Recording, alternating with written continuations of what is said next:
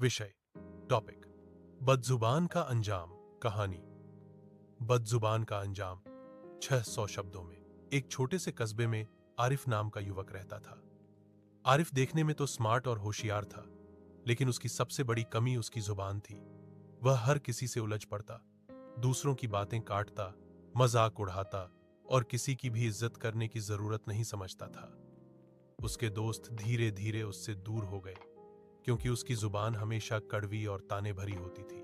आरिफ को लगता था कि दूसरों को नीचा दिखाकर ही वह बड़ा और समझदार नजर आता है। मोहल्ले के बच्चे भी उससे डरते थे, क्योंकि वह छोटी छोटी बातों पर उन्हें डांट देता, उनका मजाक बना देता था। एक दिन मोहल्ले में एक नया परिवार आकर बसा। उस परिवार में एक बुजुर्ग व्यक्ति थे, हकीम साहब, जो बहुत शांत और समझदार थे। वे लोगों की मदद करते, बीमारों को मुफ्त में दवा देते और हमेशा प्यार से बात करते। आरिफ को यह सब पसंद नहीं आया। उसने लोगों से कहना शुरू कर दिया कि हकीम साहब दिखावा करते हैं, असली नेक तो मैं हूं, जो किसी से डरता नहीं।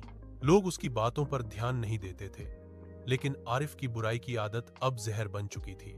एक दिन आरिफ के पिता अचानक बीमार पड़ गए। आरिफ भागकर हकीम साहब के पास गया। उसने ऊंची आवाज में कहा, जल्दी चलिए, मेरे अब्बा की तबीयत खराब है, लेकिन ध्यान रहे, दवा सही देना वरना अंजाम अच्छा नहीं होगा। हकीम साहब ने मुस्कुराकर कहा, बेटा, मैं इंसान की जान बचाने आया हूं, लड़ाई करने नहीं।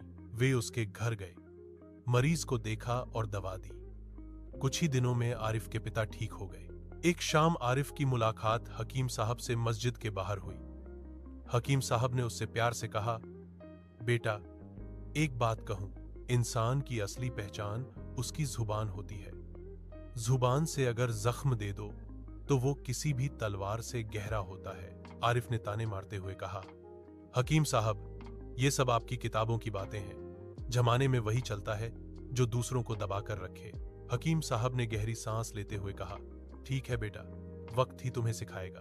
कुछ महीनों बाद आरिफ की दुकान पर एक बड़ा व्यापारी आया। उसने आरिफ से माल खरीदने की बात की, लेकिन आरिफ की बदजुबानी से परेशान होकर वहां से चला गया।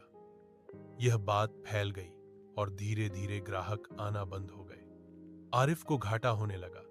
दोस्त तो पहले ही छोड़ चुके थे, अब वह अकेला और परेशान रहने लगा। एक दिन जब आरिफ बहुत मायूस बैठा था, तब वही हकीम साहब उसके पास आए। उन्होंने कहा, देखो बेटा, जब इंसान दूसरों को नीचा दिखाता है तो दरअसल वो खुद अपने स्तर को गिरा